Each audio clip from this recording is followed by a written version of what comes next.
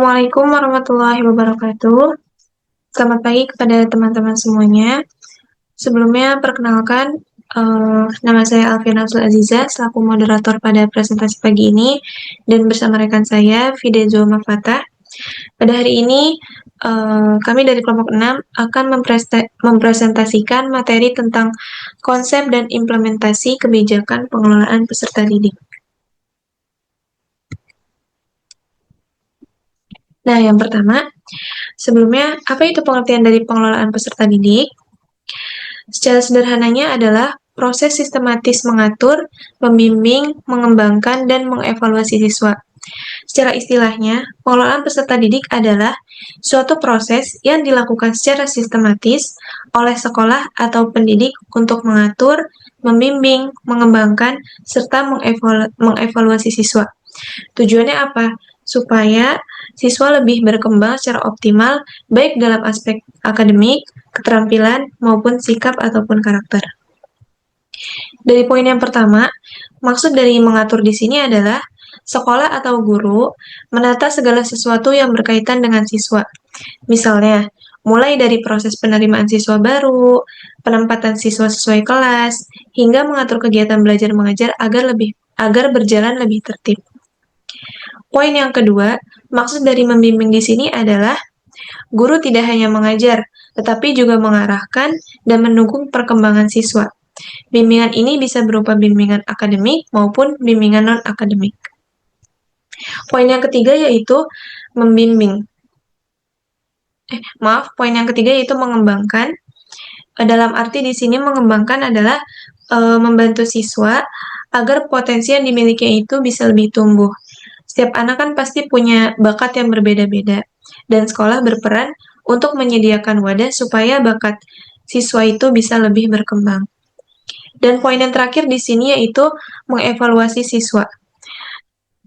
Mengevaluasi siswa ini dilakukan untuk mengetahui sejauh mana perkembangan siswa dalam proses pembelajaran. Evaluasi ini tidak hanya berupa nilai ujian, tapi juga sikap, keterampilan, ataupun keaktifan siswa. Baik, selanjutnya di sini ada tujuan. Tujuan yang pertama yaitu meningkatkan prestasi akademik ataupun non-akademik. Nah, yang dimaksud di sini adalah pengelolaan peserta didik ini bertujuan untuk mendorong siswa agar mencapai hasil belajar yang terbaik, baik dalam bidang akademik maupun bidang non-akademik, seperti olahraga, seni, dan keterampilan yang lainnya.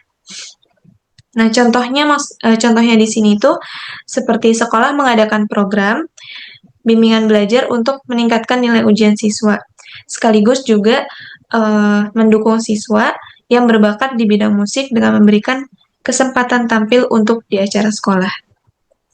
Nah, di sini ada tujuan yang kedua, yaitu membentuk karakter dan disiplin. Maksudnya yaitu tidak hanya fokus pada pengetahuannya saja. Pengelolaan peserta didik ini juga berperan dalam membentuk karakter positif seperti kejujuran, disiplin, dan sikap tanggung jawab. Lalu poin yang ketiga, memberi dukungan sosial emosional.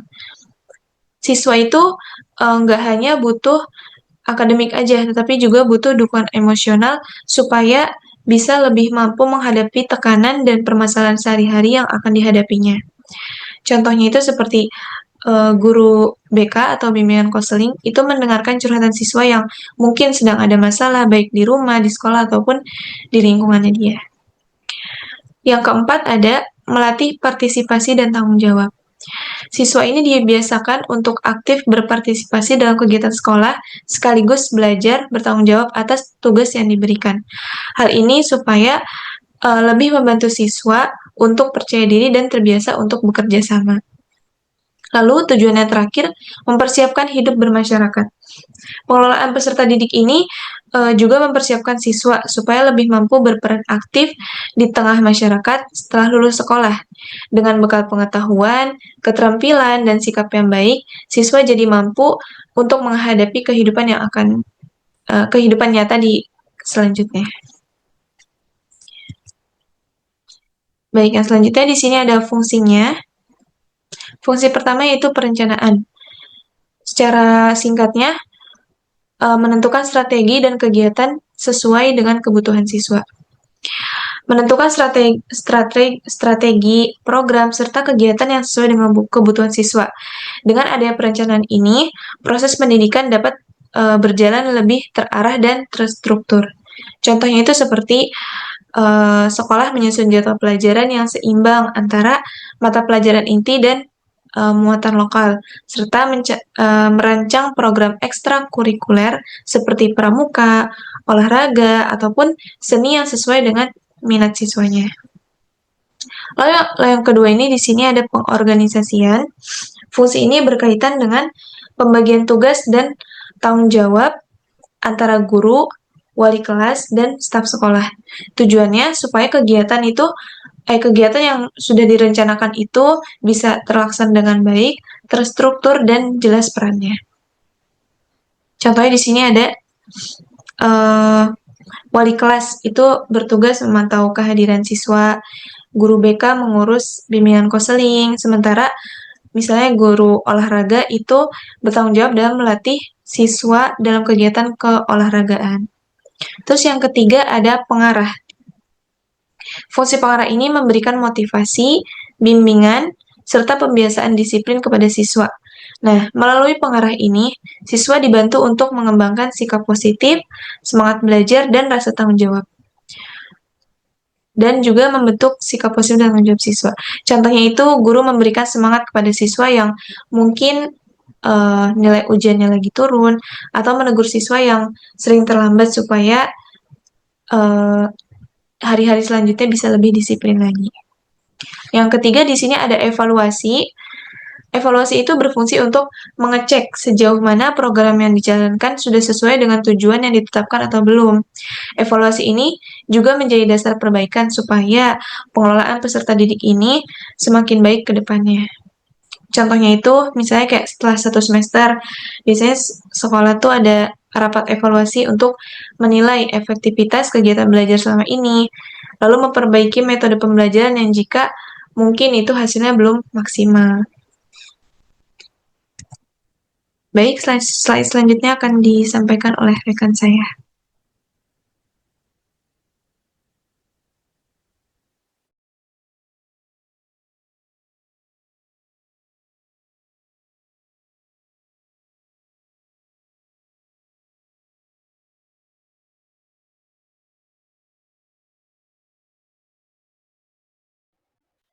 Oke, selanjutnya ada prinsip pengelolaan peserta didik. Manajemen peserta didik yang efektif didasarkan pada sejumlah prinsip yang memastikan setiap aspek pendidikan dijalankan secara terstruktur dan terarah. Berikut adalah prinsip-prinsip manajemen peserta didik. Ada 4. Yang pertama, prinsip kebutuhan peserta didik. Prinsip kebutuhan peserta didik merupakan dasar penting dalam manajemen siswa.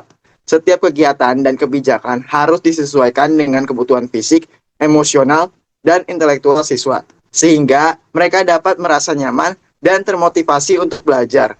Prinsip ini mengutamakan pendekatan yang berpusat pada siswa sebagai individu dengan potensi yang unik. Yang kedua, prinsip demokrasi. Pentingnya prinsip demokrasi dalam manajemen peserta didik, di mana siswa diberi kesempatan untuk berpartisipasi dalam pengambilan keputusan, terutama yang berkaitan dengan kegiatan ekstrakurikuler. Dengan melibatkan siswa, mereka dapat belajar untuk bertanggung jawab serta mengembangkan rasa percaya diri dan berani berpendapat. Yang ketiga, prinsip efisiensi dan efektivitas. Prinsip efisiensi dan efektivitas menjadi landasan penting dalam pengelolaan sumber daya dan waktu dalam kegiatan belajar. Setiap kegiatan yang dilakukan dalam lingkungan sekolah harus dirancang sedemikian rupa agar memaksimalkan hasil pembelajaran dengan penggunaan waktu dan sumber daya yang optimal. Prinsip ini bertujuan untuk memastikan bahwa semua upaya pendidikan memberikan dampak yang signifikan bagi perkembangan siswa. Yang keempat, prinsip kontinuitas. Prinsip kontinuitas dalam manajemen peserta didik berarti adanya kesinambungan dalam proses pendidikan siswa.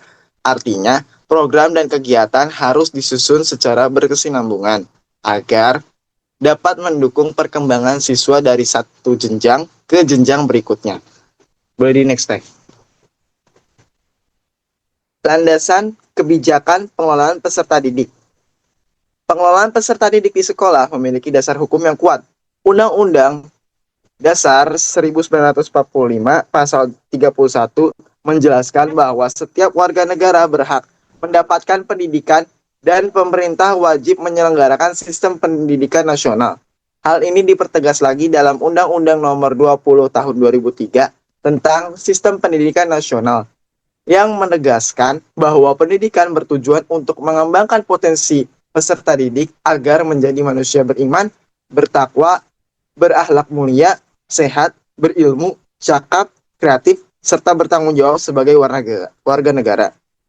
Artinya, pengelolaan peserta didik bukan hanya sekedar administrasi, tetapi mencakup usaha untuk mewadahi perkembangan mereka secara menyeluruh. Selain itu, Peraturan Pemerintah Nomor 19 Tahun 2005 tentang Standar Nasional Pendidikan juga mengatur standar pengolahan sekolah, termasuk pengelolaan peserta didik supaya pelaksanaannya sesuai aturan dan tujuan pendidikan nasional. Di tingkat teknis ada Permendiknas dan Permendikbud yang mengatur lebih detail, misalnya tentang penerimaan peserta didik baru atau PPDB, bimbingan konseling, maupun layanan khusus siswa. Semua regulasi ini menjadi acuan bagi sekolah dalam melaksanakan manajemen peserta didik agar berjalan efektif dan terarah. Dalam praktiknya, pengelolaan peserta didik di sekolah tentu dipengaruhi oleh beberapa faktor. Ada faktor pendukung seperti tenaga pendidik yang profesional, ketersediaan sarana prasarana, dukungan dari orang tua, serta iklim sekolah yang kondusif. Namun, ada juga faktor penghambat, misalnya kemampuan akademik siswa yang beragam, fasilitas sekolah yang masih terbatas, kurang keterlibatan orang tua, serta lingkungan luar yang tidak selalu positif. Dengan adanya landasan hukum yang jelas, serta dukungan kebijakan pemerintah, sekolah diharapkan dapat mengoptimalkan pengelolaan peserta didik. Namun, tantangan dari faktor penghambat tetap harus diatasi dengan strategi yang tepat, misalnya melalui inovasi pembelajaran, penggunaan teknologi, dan kerjasama antara sekolah, orang tua, serta masyarakat. Boleh di next slide. Selanjutnya ada implementasi kegiatan pengelolaan peserta didik di sekolah. Implementasi pengelolaan peserta didik pada dasarnya adalah bagaimana sekolah melaksanakan seluruh kegiatan yang berkaitan dengan siswa, mulai dari perencanaan hingga evaluasi. Hal ini penting agar manajemen peserta didik tidak berhenti pada teori dan aturan, tetapi benar-benar berjalan di lapangan. Berdasarkan hasil kajian dari jurnal, implementasi pengelolaan peserta didik dapat dilihat melalui beberapa tahap berikut. Ada 5. Yang pertama, perencanaan.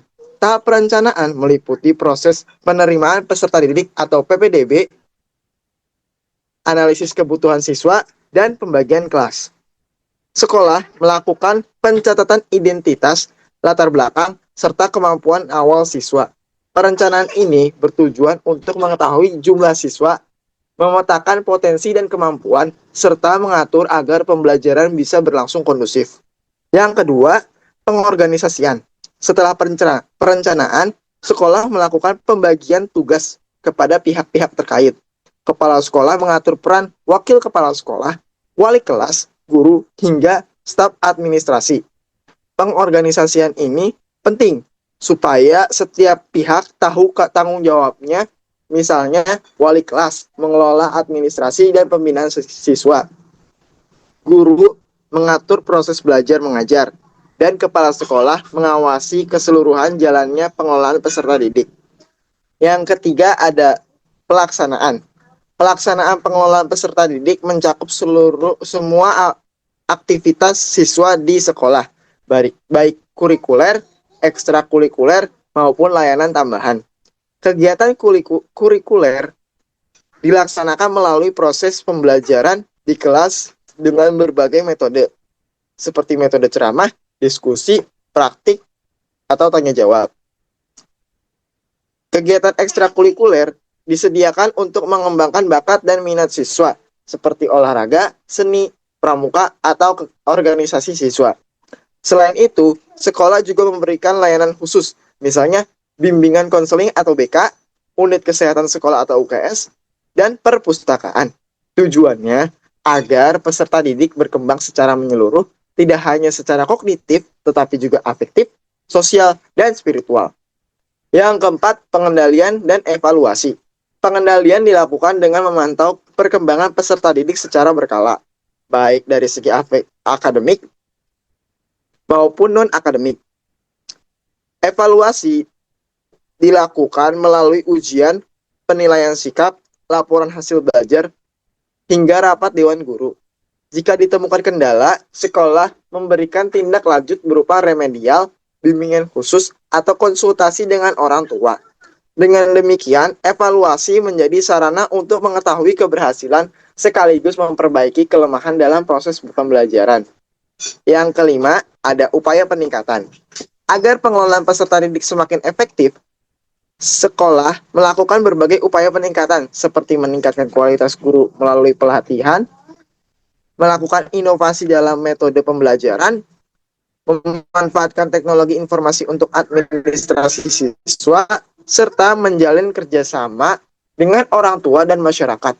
Upaya ini dilakukan supaya pengelolaan peserta didik dapat menjawab tantangan zaman sekaligus memenuhi kebutuhan unik setiap siswa. Selanjutnya.